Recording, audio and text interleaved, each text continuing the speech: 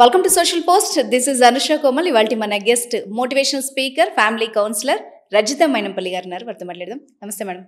నమస్తే అనుష. సో ఈ మధ్యకాలంలో చాలా మంది భర్తల కంప్లైంట్, మా ఆవిడ మంచిదే, మా అత్త వల్లే తను ఇట్లా మారింది, మా అత్త ప్రభావం బాగుంటుంది.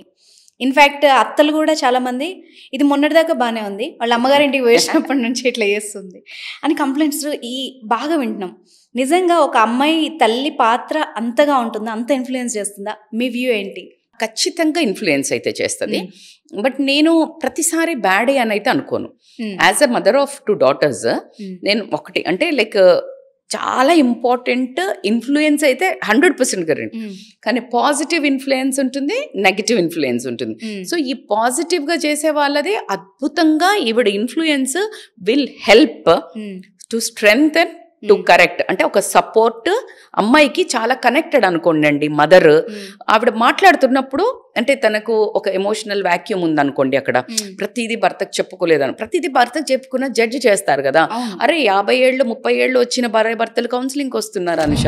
So it is not heard, వాళ్ళ ఎమోషనల్ ఫీలింగ్స్ కానీ హర్డ్ ఉండదు. కాబట్టి షేర్ చేసుకుంటే ఒకటి సపోర్ట్, అంటే వింటే వెంట అవుట్ అయితే బాగుంటుంది. సెకండ్, మంచి గైడెన్స్ దొరికితే వాళ్ళ ఒక బంధాన్ని, ఆవిడ లైఫ్ని కరెక్ట్ చేసుకోవడానికి ఉపయోగపడుతుంది. So there is nothing hard and fast rule, ఊకే ఫోన్లో మాట్లాడొద్దు అని. ఈవిడ అమ్మాయికి వాబ్లింగ్ అంటే వేవరింగ్ మైండ్ సెట్ ఉంది. Mother will help 200%. ఒక స్ట్రెస్గా అంటే టెన్షన్ పడుతుంది, లేకపోతే ఏదైనా ఉంది, మదర్ విల్ ఇట్స్ ఓకే, ఇట్లా అవుతుంది, ఇట్లా common. It's a nice interference. No, it's not ప్రతిసారి ఫోన్లో గంటలు మాట్లాడతారు అమ్మలు అనే వర్డ్ నేను కూడా చాలా వింటున్నాను. కానీ అదే విధంగా నా దగ్గరకు వచ్చిన కౌన్సిలింగ్లలో కూడా మేడం వాళ్ళ అమ్మ వాళ్ళ వల్లనే ఈమె ఇట్లా తయారైంది అని చెప్పడము, అమ్మ వాళ్ళే ఏముండేదేంటి వచ్చేసేయి అనే వాళ్ళని కూడా నేను నా చెవులతో కూడా విన్నాను. సో కాబట్టికే ఈ టాపిక్ ని మనము పాజిటివ్ గా ఉండే వాళ్ళను ప్రతి ఒక్క అమ్మాయి తల్లి తండ్రి, ప్రతి ఒక్క తల్లి కూడా చెడగొట్టాలనైతే ఎవరు చెప్పరు. కొంతమందికి they don't know how to maintain relations.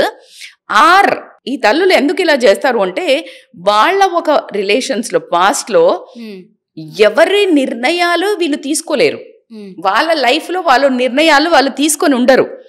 So వీళ్ళకు ఏకైక చిన్న కిందోడు ఉన్నాడు, వాడికి వీళ్ళ సుత్తి సలహాలు, సుత్తి నాలెడ్జ్, సుత్తి ఐడియాలు ఇచ్చి అది చెడిపోయేది నా బిడ్డ జీవితం అనే కామన్ సెన్స్ లోపమయ్యి వీళ్ళ అహమో, వీళ్ళకి ఏదైతే ఒక ఇంత ముందు వరకు వాళ్ళు సాధించలేదో ఒక లీడర్షిప్ థింగ్, దాన్ని పొందుతున్నాం అనుకోవడం అనేది లిటరలీ తల్లిగా అంటే ఒక తల్లిగా ఒక లేడీగా నేనైతే బాధపడుతున్నాను.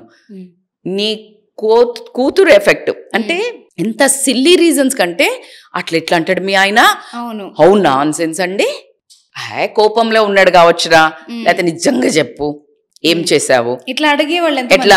ఎప్పుడైనా మా అంటే జనరల్ గా మేము మాట్లాడుతున్నప్పుడు నా డాటర్ తోటి నేను నిజం చెప్పు నువ్వేమనగానే నీకు ఎందుకు అసలు అట్లా అనుమానము ఊరికి అదే అంటే లైక్ అట్లా కాదు. ఫస్ట్ మనది మనం క్రాస్ చెక్ చేసుకోవాలా. వెన్స్ యూ క్రాస్ చెక్, నువ్వు క్రాస్ చెక్ చెయ్యకుండా నువ్వు వేరే వాళ్ళ మీద ఊరుమూరి మంగళం మీద పడ్డట్టు వినంగానే నువ్వు మాట్లాడావంటే నీకు పెద్దరికం ఎక్కడుంది అసలు? అప్పుడు వచ్చి అల్లుడో లేకపోతే అత్తగారోలో అసలు ఏమైంది తెలుసా, మీ అమ్మాయి కదా ఇలా చేసింది అన్నాడంటే నీకు సిగ్గుపోదు? నీ పెద్దరికం ఏమైంది? నీ కూతురు సంసారంలో నువ్వే డైల్యూట్ చేసినట్టు కదా. అంటే ఒకసారి ఎప్పుడైతే ఆ ఈజ్ వచ్చేసిందో కన్ఫ్రంటేషను, ఆ రిలేషన్లో వాల్యూ ఉండదు అనుష. అవును మేడం. ఒక మాట మాట్లాడే ముందు, ఒక మాట అడిగే ముందు ఎన్నో టెస్టింగ్లు.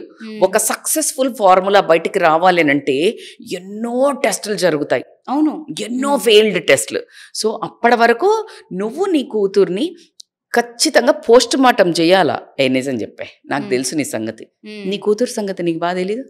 అవును, ఎస్ సార్ ఎస్. అవును, నీ కూతురు సంగతి అట్లాగే మంచి కూడా తెలుస్తుంది. ఏమైనా కానివ్వు, నేను ఖచ్చితంగా చెప్తాను అనుష. ఎవరైనా వచ్చి మీ అమ్మ ఇలా అందంటే గన్ షాట్ అదొచ్చి చెప్పినాను అమ్మ అని చెప్తాను నేను, తను మాట్లాడదు అని. నెగటివ్ అనో చెడగొట్టడానికనో, లేకపోతే ఇప్పుడు మీ అమ్మ వాళ్ళకి ఏం పెట్టకనో, లేకపోతే వాళ్ళతో మాట్లాడకనో, డబ్బులు ఎందుకు ఇలాంటివి ఎవరైనా అన్నారనుకో, లేకపోతే మీ అమ్మ ఇప్పుడు మా యంగ్ డాటర్ మీద కూడా ఏదైనా వేరే మంచి నిన్న అమ్మ అని చెప్తాం. ఆ కాన్ఫిడెన్స్ నీ పిల్లల మీద నీకు ఉండాలి. ఆ మీద ఉన్నా కూడా బట్ స్టిల్ క్రాస్ చెక్. నీ బాధ్యత ఏంటి, నీ బాధ్యత. నిజం చెప్పురా నాన్న, నీకు ఎవరైనా చెప్పారని వీళ్ళు ఎందుకు చేసావు, ఏం చేసి ఉంటావు, నువ్వు చెప్పు, నేను కరెక్ట్ చేస్తా. ఒకవేళ నిజంగా ప్రాబ్లం ఉంటే నేను మాట్లాడతా. ఆ ఎమోషనల్ సపోర్ట్ ఇవ్వాలి.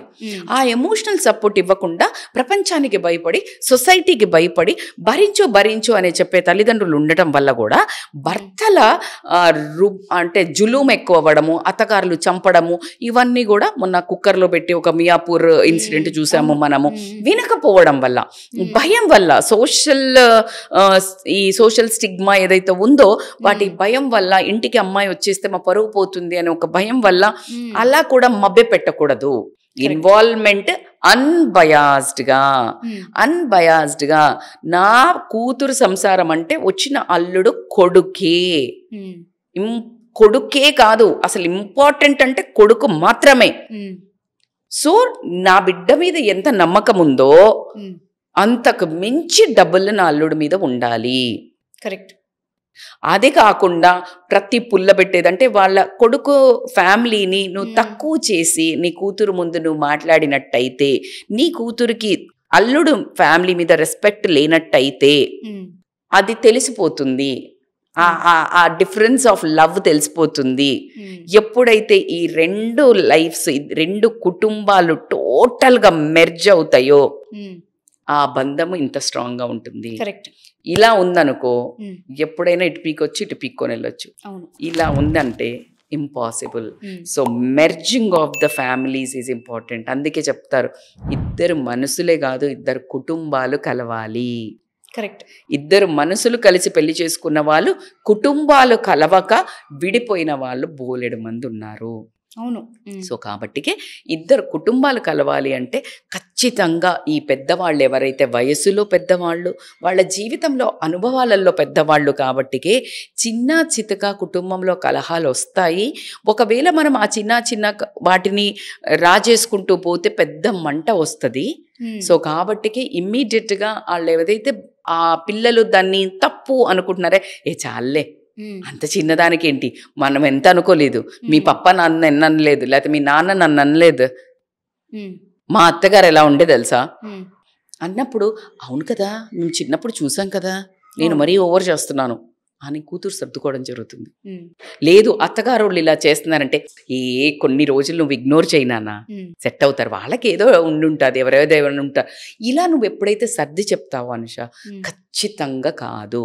But at the same time నేను అలా చెప్పకుండా అల్లుణ్ణి రెచ్చగొట్టి ఆ డబ్బులను నేను తీసుకురా, మొన్న ఒక ఆమె నాకు ప్రాక్టికల్గా చెప్తుంది, మీ ఆయన నీ మాట వింటున్నాడా అవే మొత్తము అని అడుగుతుంది ఒక తల్లి. ఓకే. కట్ చేస్తే 1 నిమిషంలో కోడలు వస్తుంది, కొడుకు వస్తాడు. అటు కొడుకు పోగానే అబ్బా మీ అన్నయ్య అయితే మొత్తం మీ వదిన మాటే వింటాడు అన్నది. You are getting my point. So ఇలాంటి బ్యాచ్ ఇంత ఏమంటారు డిస్క్రిమినేషన్ అంటే కనీసం తెలివని ఉండాలి చెప్పడానికి. కూతురు అయితే ఒకలాగా, కోడలైతే ఇంకొకటి కూడా. నా కూతురు అయితే మా ఇంటికి పండగకి ఎప్పుడూ వస్తుంది, మా కోడలైతే ఎప్పుడు పుట్టింటికే పోతుంది, అవైతే ఇప్పుడు ఒకసారి. అసలు ఇక్కడ ఎంత ఇలాంటి ఈ డైలాగ్ నాకు తెలిసి బోలెడు మంది ఇంట్లో జరిగి ఉంటది. ఖచ్చితంగా కనెక్ట్ అవుతారు. కమెంట్ చేయండి మీ ఎక్స్పీరియన్స్ ఏంటని. ప్రతి ఇంట్లో అవుతుంది. సో ఇంకొకటి ఏంటంటే కర్మ అనేది, ఎప్పుడైతే మీరు తెలుసో తెలియకనో మిస్టేక్స్ చేసి, దీంట్లో తల్లులు కూడా అతిథులు కాదు అనడానికి మీకు ఒక అద్భుతమైన మన పురాణాలలో ఒక స్టోరీ చెప్తాం. Please tell. కృష్ణుడు మన ఎవరు దేవకి కంటుంది కదా, కన్న తర్వాత 14 ఏళ్ళు ఆమెను అక్కడ ఉంచొద్దు అని తప్పిచ్చేసి యశోద వాళ్ళు పెంచుకుంటారు. యశోద దగ్గర పెరుగుతాడు కదా. అయిపోయినాక కరెక్ట్గా 14 years అవ్వగానే బ్యాక్ టు మళ్ళీ దేవకి దగ్గరికి వెళ్ళిపోతాడు. అయితే ఎలా నన్ను నువ్వు దేవుడివే కదా, ఈ ఒక తల్లికి దూరం 14 ఏళ్ళు ఎలా ఉంచావు అని అంటే అప్పుడు చెప్తాడు, ఈ దేవకి కైకేయి. ఓకే, రామాయణంలో కైకేయి.